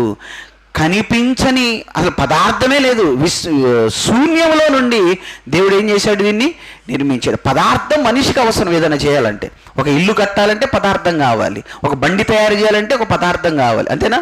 ఒక టీవీ తయారు చేయాలంటే పదార్థం కావాలి, ఒక కుండ చేయాలి అంటే పదార్థం కావాలి. మనిషికి ఏదైనా ఒక వస్తువు చేయాలి అంటే అతనికి పదార్థం అనేది అవసరం, మెటీరియల్ అవసరం అతనికి. కానీ దేవునికి అవసరం లేదుగా. దేవునికి అవసరం ఉందా? అందుకే ఆయన మాట చేత ఏం చేశాడు? ఈ సృష్టిని కలిగించాడు. అందరు నమ్ముతారా దీన్ని? అందరు దీన్ని నమ్ముతారా? మీ గురించి చెబుతుంది. అందరూ నమ్మేదేనా ఇది? దేవుడు, కనిపించని దేవుడు ఆయన మాట చేత కనిపించే ఈ ప్రపంచాన్ని, సృష్టిని చేశాడు అని నమ్మటం అందరికీ సాధ్యమవుతుందా? అవ్వదు. అందుకని చాలామంది ఎలాగున్నారు? అవిశ్వాసులుగా ఉన్నారు. ఎవరికి సాధ్యమవుతుంది చెప్పండి? ఎవరికి? విశ్వాస హృదయాలకే ఇది సాధ్యమవుతుంది. విశ్వాసము కావాలి దీన్ని నమ్మాలి అంటే. దీన్ని నమ్మాలంటే ఏం కావాలి? విశ్వాసము కావాలి. కానీ ఈరోజు క్రైస్తవ జీవితాలు ఎలాగున్నాయి చెప్పండి? విశ్వాసులే పేరుకి, కానీ వాళ్ళు దేవుని యందు నమ్మిక ఉంచాలి అన్నా, నమ్మకంగా జీవించాలి అన్నా, విశ్వాస జీవితాన్ని కొనసాగించాలి అన్నా, వాళ్ళు అనుకున్నవి అనుకున్న సమయానికి జరిగితే చెప్పండి, అప్పుడు వాళ్ళు దేవుని యందు విశ్వాసం ఉంచుతారు, విశ్వాసాన్ని కొనసాగిస్తారు. ఒకవేళ వాళ్ళు అనుకున్నది అనుకున్న సమయానికి జరగకపోతే విశ్వాసులుగా ఉంటారా? ఎంతమంది ఎగిరిపోయారు అనుకుంటున్నారు? నాకు చాలామందిని చూసా. విశ్వాసాలుగా ఉండలేరు వీళ్ళు. దేవుణ్ణి నమ్మరు, ఇంకా దేవుని యందు విశ్వాసం వచ్చదు. ఎందుకంటే వీళ్ళు అనుకున్నది అనుకున్న సమయానికి జరగట్లేదు, పరిస్థితులన్నీ ప్రతికూలంగా మారిపోయినాయి. అలాంటప్పుడు ఇక దేవుణ్ణి నమ్ముతారు వీళ్ళు? దేవుని యందు ఏం నమ్మిక ఉంచుతారు? బైబిల్ పట్టుకొని ప్రార్థనకు వచ్చినంత మాత్రాన విశ్వాసులు అయిపోరు. కళ్ళు మూసుకొని దేవుణ్ణి ఆరాధించినంత మాత్రాన విశ్వాసులు అయిపోరు. కానుక ఇచ్చినంత మాత్రాన విశ్వాసులు అయిపోరు. పాటలు పాడినంత మాత్రాన విశ్వాసం అయిపోరు, పరిచర్య చేసినంత మాత్రాన విశ్వాసులు అయిపోరు, వాక్యం చెప్పినంత మాత్రాన విశ్వాసులు అయిపోరు. దేనిని చేయకపోతే? అదృశ్యమైనవి ఉన్నవి అని నమ్మకపోతే. అదృశ్యుడైనటువంటి దేవుడే, కనిపించని దేవుడే కనిపించే ఈ సృష్టిని చేశాడని నమ్మని వాడు నువ్వు ఎంత చేసిన సంఘంలో నువ్వు విశ్వాసుల జాబితా కిందకే రావు. దేవుడు నీ గురించి నా గురించి అలా ఉంటే సాక్ష్యం ఇవ్వడు. 2వ వచనంలో చెప్పినట్లుగా పెద్దలు సాక్ష్యము పొందిరి. దేనిని బట్టంట? అదృశ్యమైనవి ఉన్నవి అని నమ్మారు గనకనే వాళ్ళు సాక్ష్యం పొందారు. అంచేత ప్రభునందు నా ప్రియమైనటువంటి సహోదరి సహోదరులారా, ఎలా ఉంది మన విశ్వాసం? చూస్తే కానీ నమ్మని పరిస్థితి, జరిగితే కానీ నమ్మని పరిస్థితి, అనుకున్నది జరిగిన తర్వాత చూస్తే కానీ నమ్మని పరిస్థితి. ఇలాంటి వాళ్ళు చాలామంది విశ్వాస భ్రష్టులు అయిపోయారు ప్రియులారా. దేవుళ్ళలో కొంతకాలం ఉండి దేవునితో కొంతకాలం ప్రయాణం చేసి తర్వాత తిరిగి మరలా లోకంలోకి వెళ్ళిపోయి లోకస్తులుగా దారుణమైన జీవితాలు జీవిస్తున్న వాళ్ళు ఉన్నారు ఈరోజు. అదేంటి అంటే వాళ్ళు విశ్వాసులుగా కొన్ని రోజులు కొనసాగారు అంటే వాళ్ళ విశ్వాసం అనేది సరైన విశ్వాసమే కాదు. సరైన విశ్వాసం అనే పునాది మీద వాళ్ళు కట్టబడలేదు. ఈ మాయగాళ్ళంతా మాయమాటలు చెప్పి దేవుడు నమ్ముకుంటే అవి వస్తాయి ఇవి వస్తాయి, నమ్మేయండి నమ్మేయండి నమ్మేయండి అని చెప్తే వస్తాయని నమ్మిన వాళ్ళు వీళ్ళంతా. వచ్చిన తర్వాత కొన్నాళ్ళు ఉన్నారు, వీళ్ళు చెప్పిన ఏమి రాకపోయేసరికి ఏం చేశారు? విశ్వాస భ్రష్టులు అయిపోయారు, వెళ్ళిపోయారు మరలా వెనక్కి లోకంలోకి. ఇది చాలామంది పరిస్థితి అదే. కానీ నిజమైనటువంటి విశ్వాసం మీద కట్టబడినటువంటి విశ్వాస జీవితం, చెప్పండి, ఎన్ని సమస్యలు వచ్చినా, ఎన్ని అవమానాలు వచ్చినా, ఎన్ని ఇబ్బందులు వచ్చినా, ఎన్ని కష్టాలు వచ్చినా, ఈ పరిస్థితులన్నీ తల్లకిందులుగా మారిపోయినా సరే వాళ్ళ విశ్వాసం మాత్రం ఏమవ్వదు? చెక్కు చెదరదు. ఎందుకంటే వీళ్ళ విశ్వాసం అంతా కనిపించని పరలోకం మీదే ఉంది. వీళ్ళ విశ్వాసం అంతా ఆ కనిపించని దేవుణ్ణి చూడాలన్నటువంటి దాని మీదే ఉంది. వాళ్ళ విశ్వాసం అంతా దేవుడు ఇస్తానన్న కనిపించని ఆ పరలోకం మీదే ఉంది కనుక దానికోసమే వాళ్ళు ఎదురు చూస్తూ ఈ లోకంలో బ్రతుకుతున్నారే తప్ప ఈ లోకంలో ఏదో వస్తుందని రావాలని నమ్మిన వాళ్ళు కాదు, జీవించే వాళ్ళు కాదు. నిజమైన విశ్వాసం అనే పునాది మీద కట్టుకున్న వాళ్ళు. అలాంటి వారే 11వ అధ్యాయములో అభినందించబడ్డారు అని 2వ వచనంలో చెప్తున్నాడు గ్రంథకర్త. దానిని బట్టే ఆ పెద్దలు ఏమయ్యారంట? సాక్ష్యము పొందిరి. దేనిని బట్టి? విశ్వాసం. మీరు ఇప్పుడు చెప్పండి, విశ్వాసము కలిగి జీవించటం చిన్న విషయంలాగా అనిపిస్తుందా? నేను ఎవరో ఒక ఆయన చెప్తున్నాడు, ఏమీ లేదంట, యేసుప్రభు మంచోడు పవిత్రుడు అని నమ్మేస్తే చాలంట, ఇంకా చాలంట. అసలు అది నమ్మటం సాధ్యమేనా? నమ్మి వచ్చిన తర్వాత నిలబడటం సాధ్యమేనా? సరైన విశ్వాసం మీద పునాది వేసుకున్న వాడికి సాధ్యం. ఆ సాధ్యం కలిగిన వాళ్ళ జీవితాల గురించి 11వ అధ్యాయం అంతా కూడా మాట్లాడుతుంది. ఇక్కడ ఒక చిన్న డౌట్ అవుతుంది మనకి. ఆ డౌట్ కూడా క్లియర్ చేసి ముగిచ్చేస్తాను నేను. ఏమిటి ఆ డౌట్ అంటే, ఇప్పుడు 3వ వచనంలో ఒకసారి చదవండి. 3వ వచనం, హెబ్రీ పత్రిక 11వ అధ్యాయం 3వ వచనం. ప్రపంచములు దేవుని వాక్యము వలన నిర్మాణం ఆయన. ఇప్పుడు ప్రశ్న ఏంటంటే, ఏమైనా డౌట్ వచ్చిందా మీకు అక్కడ? మీకేమైనా డౌట్ వచ్చిందా అక్కడ? మీకేమన్నా డౌట్ వచ్చిందా? నాకు వచ్చింది. ఏమొచ్చింది నాకు డౌటు? వాక్యము అని ఉంది. ఈ డౌట్ ఏంటంటే, ఇంతకీ ఈ వాక్యము యేసుప్రభు వారా లేకపోతే దేవుని మాటనా? నాకు వచ్చిందా డౌట్? మీకు వచ్చిందా? నేను చెప్పింది అది వచ్చిందా? అది సంగతి. చెప్పండి, వాక్యము అనగానే ఇప్పుడు ఏంటి వస్తుందా లేదా? ఖచ్చితంగా. ఇంతకీ ఇక్కడ చెప్పబడినటువంటి వాక్యము, ప్రపంచములను కలిగించిన ఈ వాక్యము, దేవుని వాక్యము, దేవుని మూలమున నిర్మాణం. ఈ వాక్యము యేసుక్రీస్తు వారి గురించి, యేసుక్రీస్తు వారా లేక దేవుడు మాట్లాడిన మాటనా? దీని గురించి కొంచెం క్లారిటీ ఇచ్చేసి 3వ వచనాన్ని క్లోజ్ చేసేద్దాం. యేసుక్రీస్తు వారా లేదా దేవుడు మాట్లాడిన మాటనా అని ఆలోచన చేస్తే ఈ రెండు కూడా యేసుక్రీస్తా లేదా దేవుని మాటనా అనే ఈ రెండు అర్థాలను కలిగి ఉంది. అది ఈ మాట దేవుని వాక్యము అని హెబ్రీ పత్రిక 3లో చెప్పబడినటువంటి ఈ మాట 2 అర్థాలను కలిగి ఉంది, కానీ విడివిడిగా కాదు. 2 అర్థాలను కలిగి ఉంది, కానీ విడివిడిగా కాదు. ఒకటిగా కలిసే సత్యం, అది ఒకటిగా కలిగే సత్యమే. విడివిడిగా ఉన్న ఒకటే అర్థాన్ని ఇస్తుంది. అదేంటో ముందుగా చూద్దాం. వాక్యము, మొదటిగా వాక్యము దేవుని మాట. మనకు ఆదికాండం 1వ అధ్యాయం రాసుకోండి. ఆదికాండం 1వ అధ్యాయం 5వ వచనం, 7వ వచనం, 10వ వచనం, 3 వచనాలు రాసుకోండి. ఆదికాండము 1వ అధ్యాయము 5వ వచనం, 7వ వచనం, 10వ వచనం. ఈ వచనాల్లో ఏముంటుందంటే, ఆయన ఆకాశము కలుగునుగాక, కలుగునుగాక అంటే కలిగెను, కలుగునుగాక అంటే కలిగెను, కలుగునుగాక అనగా కలిగెను. ఈ 3 వచనాల్లో కలుగునుగాక, కలుగునుగాక, కలుగునుగాక అన్న మాట కనిపిస్తుంది. అంటే కలుగునుగాక అని ఆయన అన్న ఆ మాట, కలుగునుగాక అని ఆయన అన్నటువంటి ఆ మాట ఏం చేసింది? సృష్టిని కలిగించింది. అంతేనా? ఈ 3 వచనాల్లో మీకు ఇక్కడ ఏముందంటే ఆయన పలికిన మాట, ఆయన పలికినటువంటి మాట ఇక్కడ మనకు కనపడుతుంది.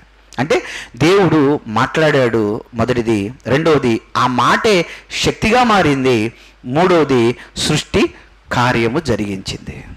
కలుగునుగాక అని దేవుడు మాట్లాడాడు. మరలా చెప్తున్నాను, కలుగునుగాక అని దేవుడు మాట్లాడాడు. ఇప్పుడు మొదటిది దేవుడు మాట్లాడాడు, రెండవది ఆ మాట శక్తిగా మారింది, మూడవది ఏం చేసింది? సృష్టిని జరిగించింది. ఒకసారి దీనంతటి కోసం మరలా ఒకసారి 6వ వచనానికి రండి. కీర్తనలు 33వ కీర్తన ఒకసారి 6వ వచనం మీ క్లారిటీ కోసం. ఆయన మాట కలుగు చేసింది అని ఉంటుంది అంతా కూడా. ఆదికాండం 1వ అధ్యాయము 5, 7, 9, 10 వచనాల్లో ఆయన మాటే సృష్టిని కలుగజేసినట్టుగా ఉంది. ఒకసారి మీరు 33వ కీర్తన 6వ వచనానికి ఒకసారి మళ్ళీ రమ్మంటున్నాను. 33వ కీర్తన 6. అది యెహోవా వాక్కు అంటే, యెహోవా వాక్కు అంటే మాట, ఆయన మాట. యెహోవా వాక్కు చేత ఆకాశములు కలిగెను, ఆయన నోటి ఊపిరి చేత వాటి సర్వ సమూహము కలిగేను. కాబట్టి హెబ్రీ పత్రిక 11:3 దేవుని మాట అనేటటువంటి అర్థాన్ని ఇస్తుంది. సృష్టిని కలిగించింది ఏమిటి? అక్కడ వాక్యము అని ఉందండి. వాక్యం అంటే ఏంటి? దేవుని మాట. దేవుని మాట అనేటటువంటి అర్థాన్ని ఇస్తుంది. మొదటిగా 2 అర్థాలని చెప్పాను. 2 అర్థాలలో మొదటి అర్థం ఏంటంటే దేవుని మాట. సృష్టిని కలిగించింది ఏంటి? దేవుని మాట అనేది మొదటి అర్థం. అయితే మనకు బైబిల్ గ్రంథంలో కొత్త నిబంధనలో యేసుక్రీస్తు వారు వాక్యమై ఉన్నాడు అనేటువంటి వచనాలు మనకున్నాయి. అంతేనా? ఆ వచనాలు కూడా ఒకసారి చూడండి, రాసుకోండి. తెలిసిన వచనాలు కాబట్టి రాసుకోండి. యోహాను సువార్త 1వ అధ్యాయం 1వ వచనం, యోహాను గారు రాసినటువంటి సువార్త 1వ అధ్యాయం 1వ వచనం. అలాగే 3వ వచనం కూడా రాసుకోండి, అదే అధ్యాయంలోనే 3వ వచనం కూడా రాసుకోండి. అలాగే 14వ వచనం కూడా రాసుకోండి, అదే అధ్యాయంలో 14వ వచనం కూడా. అలాగే కొలస్సీలకు రాసిన పత్రిక 1వ అధ్యాయము 16వ వచనం కూడా. ఈ వచనాలన్నింటిలో కూడా ఏముంది చెప్పండి? అక్కడ వాక్యముగా యేసుక్రీస్తు వారు మనకు కనిపిస్తున్నాడు. వాక్యముగా యేసుక్రీస్తు వారు కనిపిస్తున్నాడు. అంటే 2 అర్థాలలో మొదటి అర్థం ఏంటంటే వాక్యము అంటే దేవుని మాట. అంతేనా? వాక్యము అంటే దేవుని మాట. రెండవది దేవుడు మాట్లాడిన మాట. దేవుడు మాట్లాడినటువంటి మాట ఆయన వాక్యం అయితే, ఇప్పుడు దేవుని యొక్క మాట వెనుక, దేవుడు మాట్లాడిన మాట వెనుక దైవికమైనటువంటి వ్యక్తిగా ఉన్నవాడు ప్రభు అయినటువంటి యేసుక్రీస్తు వారు. అర్థమైంది మీకు? దేవుని వాక్యము అనగా చెప్పండి, దేవుని యొక్క మాట. మొదటి అర్థం దేవుని యొక్క మాట. ఇప్పుడు దేవుని మాట వెనుకున్న దైవికమైనటువంటి వ్యక్తి, లేదా దేవుడై ఉన్నటువంటి దైవికమైన వ్యక్తి అంటే దేవుడు. ఆ మాట వెనుకున్నటువంటి దైవికమైనటువంటి వ్యక్తిగా ఎవరున్నారు? మాట వెనుకున్నటువంటి దైవికమైన వ్యక్తిగా ఎవరున్నారు? యేసుక్రీస్తు వారు ఉన్నారు. అంటే వాక్యము అంటే కేవలం బైబిల్ పుస్తకం కాదు. వాక్యము అంటే కేవలం బైబిల్ పుస్తకం కాదు. కేవలం వాక్యం అంటే శబ్దం మాత్రమే కాదు. వాక్యం అంటే కేవలం పుస్తకం మాత్రమే కాదు, వాక్యం అంటే కేవలం శబ్దం మాత్రమే కాదు, వాక్యము అంటే అది జీవము గలది. వాక్యం అంటే ఏంటి చెప్పండి? జీవము గలది. హెబ్రీయులకు రాసిన పత్రిక 4వ అధ్యాయం 12వ వచనం. హెబ్రీయులకు రాసినటువంటి పత్రిక 4వ అధ్యాయం ఒకసారి 12వ వచనంలో ఏముందో చూద్దామా వాక్యం గురించి. హెబ్రీయులకు రాసినటువంటి పత్రిక 4వ అధ్యాయము ఒకసారి 12వ వచనం. ఎందుకనగా దేవుని వాక్యము అంటే కేవలం మీరు శబ్దమే అనుకుంటున్నారేమో. దేవుని వాక్యం అంటే కేవలం మీరు పుస్తకమే అనుకుంటున్నారేమో. అసలు వాక్యం అంటే ఏంటో చెప్తున్నాడు ఆయన. దేవుని వాక్యము సజీవమైన బలము గలదై రెండంచుల రెండంచులు గల ఎటువంటి ఖడ్గము కంటేను వాడిగా ఉండి ప్రాణాత్మ కీళ్లను మూలుగులను విభజించునంత మట్టుకు దూరుచు హృదయం యొక్క తలంపులను ఆలోచనలను శోధించుచున్నది. అంటే దేవుని వాక్యం అనగానే కేవలం శబ్దమని, దేవుని వాక్యం అంటే కేవలం పుస్తకమని భావన మనకు రాకూడదు. దేవుని వాక్యము లేదా దేవుని మాట అంటే ఏంటి చెప్పండి? అది ఏమై ఉందంట? జీవము గలది. అందుచేత హెబ్రీ పత్రిక 11:3లో చెప్పబడినటువంటి దేవుని వాక్యం అనేది ప్రత్యేకంగా దేవుడు పలికిన సృజనాత్మకమైనటువంటి మాటను సూచిస్తుంది. నెంబర్ 1, హెబ్రీ పత్రిక 11వ అధ్యాయము 3వ వచనములో దేవుని వాక్యం అనేది ప్రత్యేకంగా దేవుడు పలికినటువంటి సృజనాత్మకమైనటువంటి మాటను సూచిస్తుంది. కానీ బైబిల్ మొత్తాన్ని పరిశీలిస్తే ఆ వాక్యానికి మూలమై ఉన్నవాడు, ఆ వాక్యానికి కార్య సాధకుడైనటువంటి వాడు ప్రభు అయినటువంటి యేసుక్రీస్తు అన్నటువంటి సత్యం మనకు తెలుస్తుంది. అర్థమైనాయా 2 అర్థాలు? హెబ్రీ పత్రిక 11వ అధ్యాయం 3వ వచనంలో ఉన్నటువంటి వాక్యము ఎలా ఉంది చెప్పండి? ప్రత్యేకంగా దేవుడు పలికిన సృజనాత్మకమైనటువంటి మాటను సూచిస్తుంది, దేవుని మాటను సూచిస్తుంది. కానీ బైబిల్ మొత్తాన్ని మనం పరిశీలన చేస్తే ఆ వాక్యానికి మూలమై ఉన్నవాడు, దేవుని మాటకి మూలమై ఉన్నవాడు, కార్యసాధకుడైన వాడు ప్రభు అయినటువంటి యేసుక్రీస్తు వారై ఉన్నాడు. కాబట్టి అక్కడ హెబ్రీ పత్రిక 11:3లో వాక్యం అన్నదానికి ఈ 2 అర్థాలు లేదా ఈ 2 భావనలు, ఈ 2 అర్థాలు అనేవి ఉన్నవి అన్నది మనం మర్చిపోకూడదు. అందుచేత ఈ సృష్టి అన్నది కనిపించే పదార్థం నుండి నిర్మింపబడలేదు. ఇంకోసారి క్లారిటీ ఇస్తున్నాను. ఈ సృష్టి అనేది కనిపించే పదార్థం నుండి నిర్మింపబడలేదు, అనగా ఏమీ లేని దాని నుండి కలిగినదే ఈ సృష్టి. ఏమీ లేని దాని నుండే కలిగినది ఈ సృష్టి. అంటే ముందుగా ఉన్న పదార్థము నుండి ప్రపంచము కలగలేదు, దానికి బదులుగా సృష్టి శూన్యము నుండి వచ్చింది. దేవుని మాట ద్వారా ముందుగా ఉన్నటువంటి పదార్థము ద్వారా కలగలేదు. కానీ చెప్పండి, సృష్టి ఎలా వచ్చింది? శూన్యము నుండి సృష్టి అనున్నది వచ్చింది.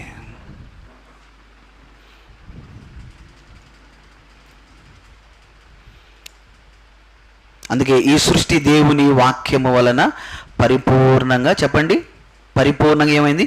చేయబడినది. దేని ద్వారా చేయబడింది ఈ సృష్టి? దేవుని యొక్క చెప్పండి వాక్యము వలన. ఈ వచనాన్ని చూద్దామా చివరిగా? కీర్తనలు 33వ కీర్తనే. 33వ కీర్తన ఇప్పుడు 6 నుంచి 9 వరకు రాసేసుకోండి. ఇందాక 6వ వచనం ఒకటే చూశారు కదా, 6వ వచనం నుండి 9వ వచనం వరకు. కీర్తనలు 33వ కీర్తన 6 నుండి 9 వరకు. యెహోవా వాక్కు చేత ఆకాశములు కలిగెను, ఆయన నోటి ఊపిరి చేత వాటి సర్వ సమూహము కలిగెను. సముద్ర జలములను రాశిగా కూర్చున్నవాడు ఆయనే, అగాధ జలములను కొట్టలు కూర్చుకున్నవాడు ఆయనే. లోకులందరూ యెహోవా యందు భయభక్తులు నిలుపవలెను. భూలోక నివాసులందరూ ఆయనను వెరవవలెను. ఆయన మాట సెలవీయగా దాని ప్రకారమాయెను. ఆయన ఆజ్ఞాపింపగానే కార్యము స్థిరపరచబడిను. ఆయన ఆజ్ఞాపి ఇవ్వగా, ఆయన మాట ఇవ్వగా. అందుకని సృష్టి అనేది కనిపించే పదార్థం నుండి, చెప్పండి, నిర్మించబడినది కాదు. సృష్టి శూన్యములో నుండి వచ్చినది. దేవుడు మాట ఇవ్వగా, దేవుడు ఆజ్ఞాపించగా ఏమైంది? సృష్టి అనేది కలిగింది. ఇది నమ్మాలంటే ఏం కావాలి? ఇది నమ్మాలంటే ఏం కావాలి? విశ్వాసం కావాలి. అందరికీ సాధ్యం అవుతుందా? అందరికీ సాధ్యం. ఇటువంటి విశ్వాసాన్ని కలిగి జీవించడం సాధ్యమవుతుంది అందరికీ? అవ్వదు. కానీ 11వ అధ్యాయంలో ఉన్న వారందరికీ ఏమైంది? సాధ్యమైంది. అందుకే వాళ్ళు ఏమయ్యారంట? వాళ్ళు అభినందించబడ్డారు, సాక్ష్యము పొందారు. ఇప్పుడు దేవుని బిడ్డలారా, మన విశ్వాసం అటువంటిదై ఉండాలి. దేవుడు భవిష్యత్తుని గురించి మనకు ఎన్నో వాగ్దానాలు చేశాడా లేదా? మన కోసం ఆయన ఇల్లు నిర్మిస్తున్నాడని, ఆయన వచ్చి మనల్ని తీసుకొని వెళ్తాడని, పరలోకాన్ని గురించిన ఎన్నో విషయాలు దేవుడు గ్రంథంలో వ్రాయించాడు. ప్రతి బాష్ప బిందువు తుడిచివేయబడుతుందని, అక్కడ ఆకలి దప్పులు ఉండవని, ఎటువంటి బాధ ఉండదని, ఈ విషయాలన్నీ కూడా దేవుడు గ్రంథంలో రాయించాడు. ఇవన్నీ మనం చూడలేదు, కానీ ఇవన్నీ కూడా, చెప్పండి, ఉన్నవి అని నమ్మడమే విశ్వాసం. ఒకవేళ ఇవన్నీ ఉన్నవి అని నమ్మేవాడు ఎలా ఉంటాడు? ఒక నోవాహు గారు లాగా ఉంటాడు. 20 సంవత్సరాలు, ఎంత చెప్పాను? నోవాహు గారు వాడగడు 120 సంవత్సరాలు చెక్కు చెదరని విశ్వాసం నోవాహు గారు. ఎంతమంది ఎన్ని మాటలు అన్నారు, ఎంత అవమానపరిచారో, ఎంత ఎగతాళి చేశారో. 1 రోజా, 2 రోజులా, 3 రోజులా, 4 రోజులా, 120 సంవత్సరాలు. ఒక వ్యక్తి ఒక జీవితకాలం కాదు, ఒక వ్యక్తి జీవితకాలం ఎంత? 70 సంవత్సరాలు. అధిక బలం ఉన్న ఎడల 80 సంవత్సరాలు. 80 సంవత్సరాలు అంటే ఒక వ్యక్తి పుట్టి, ఆ పుట్టినటువంటి వ్యక్తి పెరిగి పెద్దవాడి వృద్ధుడై చచ్చిపోయేంత వరకు కూడా అది 80 సంవత్సరాలే. ఇంకే బ్యాలెన్స్ ఎంత ఉంది? ఇంకొక 40. ఇంకొక వ్యక్తి పుట్టి ఆ వ్యక్తికి 40 సంవత్సరాలు వచ్చేంత వరకు కూడా నోవాహు గారి విశ్వాసం ఎలా ఉంది? అంతే, చెక్కు చెదరలేదు. అంతే, దేవుడు చెప్పాడు జలప్రళయం వస్తుంది, అంతే. వాక్యం చెప్తుంది యేసు ప్రభువారు మరలా భూమి మీదకి వస్తాడు. ఎంతమంది నమ్ముతున్నారు? ఆయన వచ్చినప్పుడు ఈ లోకం, ఈ సృష్టి అంతా కూడా శబ్దాలు చేస్తూ వెళ్ళిపోతుంది. ఇవన్నీ తగలబెట్టబడతాయి, ఇవన్నీ కనిపించకుండా పోతాయి ఆయన వచ్చినప్పుడు. ఎంతమంది నమ్ముతున్నారు? ఆయన వస్తాడు అని నిజంగా మనం నమ్ముతుంటే ఎలా ఉంటాం? మనం కూడా, మన విశ్వాసం ఎలా ఉంటుంది? నోవాహు గారి విశ్వాసం. 100 మంది 100 అనుకున్నా పట్టించుకో. ఎన్ని సమస్యలు వచ్చి మనల్ని కృంగదీస్తున్నా పట్టించుకో. అవి ఆర్థికపరమైన, అనారోగ్యపరమైన సరే, ఎన్ని విధాలుగా, ఎన్ని దాడులు మన మీద అపవాది చేస్తున్నా సరే, మనం ఏం చేస్తాం? అలా ఉంటామంతే నిలబడి. మన విశ్వాసం సరి అయినదైతే, మన విశ్వాసం అదృశ్యమైన వాటి మీద ఉన్నదైతే, మన విశ్వాసం దేవుడు చెప్పిన మాట ఖచ్చితంగా దేవుడు చేస్తాడన్నటువంటి ఆయన మాట మీద మనకుండే విశ్వాసం అయితే చెక్కు చెదరని విశ్వాసం ఉంటుంది. కానీ ఈరోజు అలా ఉందా మన విశ్వాసం? ఎవరైనా ఏదైనా బోరుమని ఏడ్చేస్తాం. చిన్న కష్టాలు రంగాలు ఎందుకు నమ్ముకున్నానా యేసు ప్రభుని, లోకంలో తిరిగితే బాగుండేదని అనుకుంటాం. వెంటనే ఆర్థిక సమస్యల రంగాలు, ఎక్కడ బాధలు రా బాబు, ఒకసారి వదిలిపెట్టి వెళ్ళిపోదాం, ఎందుకు, తర్వాత సంగతి అనుకుంటూ ఉంటాం. దేవుని సన్నిధికి దూరం అవుతాం, పరిచర్యకు దూరం అవుతాం, వాక్యానికి దూరం అవుతాం. అంతేనా? చిన్న వాటికే. ఏది మన విశ్వాసం? చూసారా, మన వాళ్ళ విశ్వాసం చాలా భారీ ఎత్తున కనిపించట్లేదు ఈరోజు. ఎంత భారీ ఎత్తున కనిపిస్తుంటే విశ్వాసం, ఎంత వాక్యం వింటూ కూడా. నేను అందుకే చెప్తున్నాను, విశ్వాసము కలిగిన వ్యక్తిగా జీవించటం అది చిన్న విషయం. పదం చిన్నగా ఉండొచ్చు మీకు విశ్వాసం అనేది, కానీ ఆ విశ్వాసం అనేది, ఆ విశ్వాసాన్ని కలిగి జీవించటం అనేది చాలా కష్టం. సమర్పణ కలిగి ఉంటేనే తప్ప నిజమైన విశ్వాసంలో జీవించడం సాధ్యపడే పనే కాదు. ఇక రేపటి నుంచి, రేపు వారం నుంచి మీరు చూస్తారు, ఇంకా ఒక్కొక్క భక్తుడి జీవితం 4వ వచనం వెంటనే ఎవరు ప్రారంభమవుతున్నారు? హేబేలు గారు. అబ్రహాం గారు ఎందుకుంటారు అక్కడ అమ్మా? హేబేలు గారు స్టార్ట్ అవుతారు అసలు.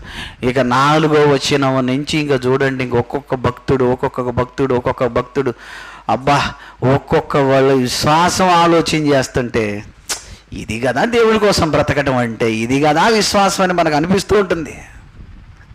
మన విశ్వాసానికి వాళ్ళ విశ్వాసానికి పక్కన పెడితే వాళ్ళు ఏడో ఉంటారు ముందు, మనం ఏడో ఉంటాం వెనక. చేత ప్రభునందు ప్రియులారా, విశ్వాసులుగా బ్రతకటం ఈ లోకంలో చిన్న విషయం కాదు. ఇది సవాళ్లతో కూడుకున్న జీవితం, ఇది సమర్పణతో జీవించవలసిన జీవితం. ఒక మాట చెప్పి నేను ముగిచ్చేస్తాను. ఏమిటా మాట అంటే ఇప్పటి వరకు మీరు విన్నారు, శూన్యములో నుండి దేవుడు ఏం చేశాడు? సృష్టిని కలుగజే. బాగా వినండి, మంచి మాట. కడుపు నిండిపోయే మాట కాదు, హృదయం నిండిపోయే మాట. నిజమైన విశ్వాసం కలిగిన వారికి ఈ ముగించడానికి ముందు నేను చెప్పబోయే మాట హృదయం నిండిపోయి ఆనందంతో వెళ్ళే మాట, నిజమైన విశ్వాసం కలిగిన వారికి. అదేంటంటే, శూన్యములో నుండి దేవుడు సృష్టిని కలుగజేశాడు. శూన్యములో నుండి దేవుడు సృష్టిని చేశాడు. శూన్యములో నుండి సృష్టిని చేసిన దేవునికి ఈ భూమి మీద మనం బ్రతికే ఈ చిన్న జీవితంలో మన భవిష్యత్తుని, మనం మరణించిన తర్వాత మనకున్న భవిష్యత్తు, భూమి మీద జీవించే ఈ చిన్న జీవితం, మరణం తర్వాత ఉన్న మహాభవిష్యత్తుని ఎలా నిర్మించగలడో ఒక్కసారి ఆలోచన చేయండి. శూన్యములో నుండే సృష్టిని చేశాడంటే, ఈ భూమి మీద మనం బ్రతికే ఈ చిన్న జీవితంలో, ఈ లోకంలో మన జీవితాన్ని ఇంకెంత అద్భుతంగా నిర్మించగలడు ఆయన. విశ్వాసం ఉంటే మరణం తర్వాత ఉన్నటువంటి ఆ మహాభవిష్యత్తులో మన జీవితాన్ని దేవుడు ఎలా నిర్మించగలడు. ఏమీ లేని దాని నుంచే ఇంతటి విశ్వాన్ని కలుగజేసిన ఆయన. ఈ చిన్న జీవితంలో భయపడుతున్నామా సమస్యలకి? ఈ చిన్న జీవితంలో వణికిపోతున్నామా కష్టాలకి? ఈ చిన్న జీవితంలో అలసిపోతున్నామా అవమానాలకి? ఒక్కసారి దీన్ని మనసు పెట్టి ఆలోచన చేయండి. దేవా, శూన్యములో నుండే సృష్టిని కలుగ చేసిన నువ్వు ఈ భూమి మీద బ్రతికే ఈ చిన్న జీవితంలో నా భవిష్యత్తు నువ్వు ఎలా నిర్మించగలవో నాకు తెలుసు దేవా. నేను మరణించిన తర్వాత ఉన్నటువంటి భవిష్యత్తుని ఎంత గొప్పగా నువ్వు నిర్మించగలవో నేను నమ్ముతున్నాను ప్రభువా. నేను నిజంగా ఈ ఆలోచన మన మనసుకు తీసుకోగలిగితే ఆ దేవుణ్ణి విడిచి వెళ్ళాలని కానీ, ఆ దేవునికి దూరం అవ్వాలని కానీ కలలో కూడా మనకు అనిపించదు. అందుకని ప్రభునందు ప్రియమైనటువంటి దేవుని బిడ్డలారా, మన దేవుడు శూన్యములో నుండి సృష్టిని కలిగించినవాడు. దీన్ని నువ్వు నమ్మితే ఈ భూమి మీద ఈ చిన్న జీవితంలో నిన్ను దేవుడు గొప్పగా నిర్మించడం పెద్ద విషయమే కాదు. మరణం తర్వాత ఉన్న భవిష్యత్తు ఎంత గొప్పగా ఆయన నిర్మించి మన కోసం ఉంచాడో ఆలోచన చేస్తే ప్రియమైన దేవుని బిడ్డారు, ఈ జీవితానికి ఏమనిపిస్తుందో తెలుసా? యేసు చాలును చాలును చాలును, యేసు చాలును చాలును, ఏ సమయమైనా ఏ స్థితికైనా నా జీవితములో యేసు చాలును అని అనిపిస్తుంది. అనిపించాలి. ఎవరికి అనిపిస్తుందో తెలుసా? అదృశ్యమైనవి ఉన్నవి అని నమ్మే విశ్వాసం కలిగిన వారికి. అటువంటి విశ్వాసం మన మరణం వరకు మనం కలిగి ఉండాలని, అట్టి శక్తిని ఆ దేవుడు మనకి ఇవ్వాలని మనస్ఫూర్తిగా కోరుకుంటూ 2-3 వచనాల వివరణని ఇంతటితో ముగిస్తున్నాను. చెప్పండి, 2వ వచనంలో ఏమి నేర్చుకున్నాం? పెద్దలు పొందిన సాక్ష్యం. దేనిని బట్టి? విశ్వాసాన్ని బట్టి. 3వ వచనంలో ఏమి నేర్చుకున్నాం? వాక్యము లోకాన్ని ఏర్పాటు చేసింది లేదా నిర్మించింది. అంతేనా? దేవుని మాట ఈ సృష్టిని ఏం చేసింది? నిర్మించింది. దీనిని 11వ అధ్యాయంలో ఉన్నటువంటి వారందరూ కూడా ఏం చేశారు? నమ్మారు, విశ్వసించారు. మనము కూడా అదే విశ్వాసం కలిగి లోకంలో జీవించాలి. దేవుని చిత్తమైతే 4వ వచనమే ఇక మనకి ఒక్కొక్క వచనం 2 భాగాలు కావచ్చు, 3 భాగాలు కావచ్చు. వేగంగా 3 వచనాలు ముగించుకున్నాం కదా, ఇక ముందు కూడా అలాగే ఉంటుంది అనుకోకండి. 4వ వచనానికి 2 భాగాలు అవ్వచ్చు. ఎందుకంటే చాలామంది భక్తుల విశ్వాసం గురించి ఉంటుంది అక్కడ. ఓకేనా? రైట్. వచ్చే వారం దేవుని చిత్తం అయితే 4వ వచనాన్ని మనం వివరించడానికి లేదా మనం నేర్చుకోవడానికి దేవుడు మనకు అవకాశం ఇవ్వాలని కోరుకుంటూ ఈ మాటలు ముగిస్తున్నాను. ప్రార్థన చేసుకున్నాం ప్రియులారా. తల వంచి కళ్ళు మూసుకోనండి. ప్రార్థన. మమ్మల్ని మిక్కిలిగా ప్రేమిస్తున్న ప్రియ తండ్రి, మీ ఘనమైన నామానికి ప్రభువైన యేసుక్రీస్తు వారి పెద్ద స్తోత్రం నాయన. దేవా, మమ్మల్ని ప్రేమించిన ఆయన మా జీవితాలకు, మా బ్రతుకులకు అవసరమైన మాటలు మీరు ధారాళంగా మాకు అనుగ్రహిస్తున్నందుకు స్తోత్రం తండ్రి. విశ్వాసం అంటే వచ్చి వెళ్ళిపోయేది కాదు, కానీ విశ్వాసం అనేది తండ్రి అది ఎంత బలమైనదో, ఎంత బలమైనదిగా ఉండాలో మీరు మాకు నేర్పిస్తున్నారు. కంటికి కనిపించే వాటిని నమ్మి, కంటికి కనిపిస్తే నమ్ముతాను అనేది విశ్వాసం కాదని నాయన, అదృశ్యమైనవి ఉన్నవి అని, ఆ అదృశ్యుడైనటువంటి మీరే ఈరోజు మేము చూస్తున్నటువంటి ఈ సృష్టిని చేశారని, మీ మాట చేత వీటిని నిర్మించారని తండ్రి, మేము నమ్మి బ్రతకటమే విశ్వాసం అని మీరు మాకు నేర్పించినందుకు స్తోత్రం తండ్రి. నాయన, విత్తబడిన వాక్యం మంచి నేలను పడిన విత్తనాల వలె ఫలింపునివ్వడానికి సహాయం చేయండి తండ్రి. కేవలం విని విడిచి వెళ్ళిపోయేవారిగా కాకుండా స్థిరమైన, నిలకడ కలిగిన, వాక్యానుసారమైన విశ్వాస జీవితాలు మీ బిడ్డలు కలిగి బ్రతకడానికి సహాయం చేయండి తండ్రి. మా పితరుల వలె మేమును సాక్ష్యమునుందేటటువంటి విశ్వాస జీవితాన్ని మేము కలిగి బ్రతకడానికి మాకు సహాయం చేయండి తండ్రి. విత్తబడిన వాక్యము నాయన మంచి నేలను పడిన విత్తనాల వలె ఫలింపునివ్వడానికి సహాయం చేయండి. మాకు ఎదురవుతున్న శోధనలకు, ఎదురవుతున్న కష్టాలకు, కన్నీళ్లకు, సమస్యలకు, అవమానాలకు మేము కృంగిపోయి బలహీనులమై, విశ్వాస భ్రష్టులమైపోకుండా మీకు, మీ వాక్యానికి, పరిచర్యకి, సహవాసానికి దూరమై లోకములో కలిసిపోకుండా తండ్రి నాయన, అదృశ్యమైన వాటి యందు మా మనస్సు నిలిపి, శూన్యములో నుండి సృష్టిని కలిగించిన మీరు మా జీవితాలను ఇంకా గొప్పగా కట్టగలరన్నటువంటి విశ్వాసంతోనే మేము ముందుకు వెళ్ళడానికి మాకు సహాయం చేయమని మీ పాదాలు పట్టుకొని వేడుకుంటూ, ఉచితమైతే నాయన మరిన్ని అవకాశాలు మాకు ఇచ్చి, మరిన్ని మాటల చేత మా విశ్వాసాన్ని బలపరచమని మీ పాదాలు పట్టుకొని వేడుకుంటూ ప్రార్థిస్తూ, ఇప్పటివరకు నాయన ఈ అర్హత లేని అయోగ్యుని మీరు వాడుకున్నందుకు స్తోత్రం తెలియచేస్తూ, ముందున కార్యక్రమం అంతా మీ మహిమార్థమే జరిగించమని మీ ప్రియకుమారుడు, మా ప్రభును, ప్రియ రక్షకుడైన యేసు ప్రభు వారి అతి పరిశుద్ధమైన నామంలో కృతజ్ఞతలు సమర్పించి ప్రార్థన అడిగి వేడుకొనుచున్నాను మా పరమ తండ్రి. ఆమేన్. ఆమేన్.